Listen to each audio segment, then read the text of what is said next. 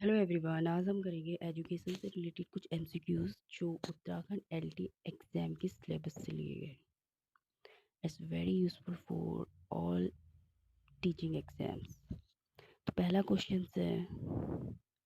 है आपका, शिक्षा जीवन है और जीवन है।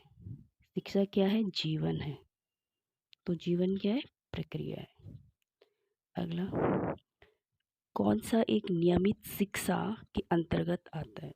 नियमित शिक्षा के अंतर्गत आता है पाठ्यक्रम। अगला प्रश्न, नियमित शिक्षा क्या है? तो नियमित शिक्षा क्या है? कृत्रिम शिक्षा ही नियमित शिक्षा है। रॉस ने शिक्षा को क्या माना है? तो रॉस ने शिक्षा को द्विमुखी प्रक्रिया माना है। पांचवा प्रश्न है,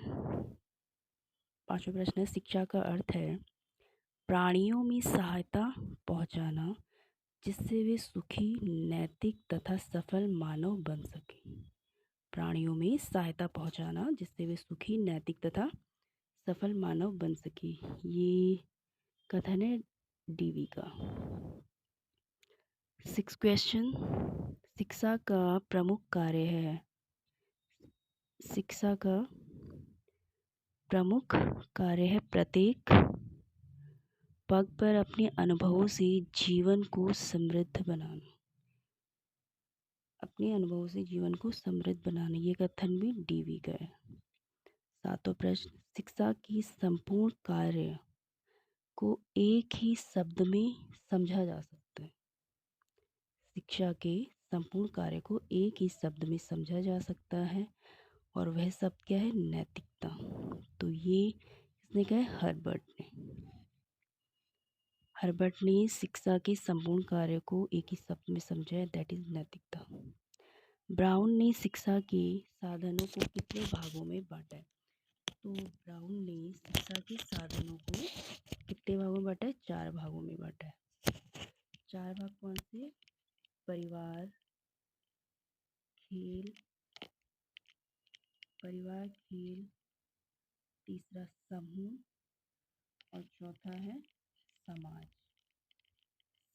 या राज्य। तो 4 भागों में शिक्षा के साधनों को बांटा है ब्राउन ने। क्वेश्चन नंबर 9, किसके अनुसार शिक्षा जन्म से प्रारंभ होती है तथा माता उसकी उपयुक्त परिचारिका है? यह है रूसो का कथन।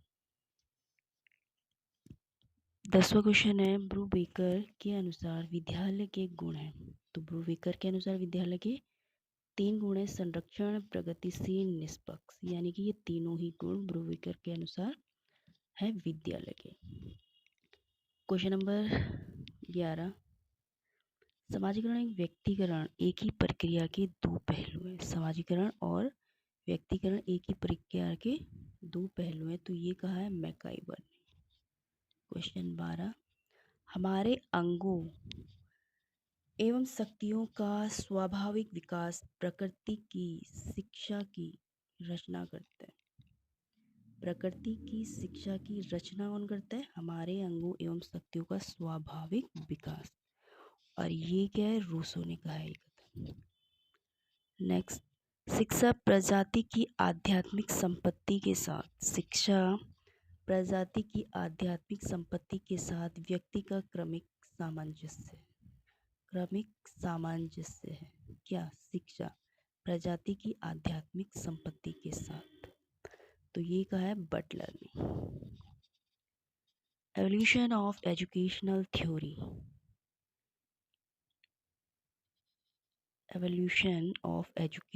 थ्योरी, इसके लेखक है एडम्स।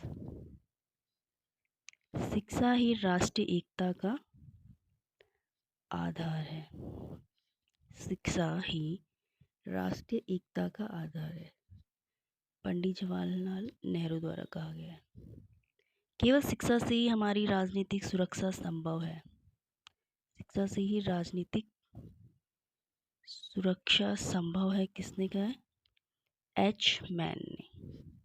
ऑप्शन सी, शिक्षा का कार्य उत्तम नैतिक चरित्र का विकास करना है। ये किसने कहा है? ये कहा है हर्बर्ट ने। नैतिक चरित्र का विकास करना ही शिक्षा का कार्य है। तो ये किसने कहा है? हर्बर्ट ने। एजुकेशन शब्द की जो उत्पत्ति हुई है किस भाषा से हुई है? लैटिन भाषा से। लैटिन भाषा से ही एजुकेशन शब्द की उत्पत्ति हुई है। तो एडुकेटम, एडुकेटम लैटिन भाषा का वर्ड है और इसका अर्थ है शिक्षित करना। एडुकेटम का अर्थ है शिक्षित करना। तो इस वीडियो में सिर्फ इतना सा ही होगा।